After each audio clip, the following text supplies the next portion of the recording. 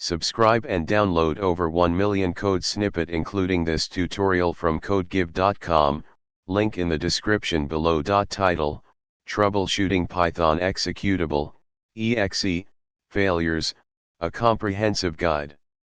Introduction. Creating a standalone executable, EXE, from a Python script using tools like pyinstaller or cx_freeze can be a convenient way to distribute your applications. However, encountering issues when trying to run the generated EXE is not uncommon. This tutorial aims to guide you through the process of troubleshooting and resolving common problems that may prevent a Python executable from running. Prerequisites.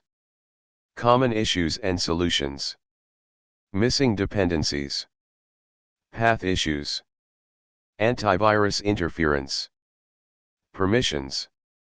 Console output. Debugging. Conclusion.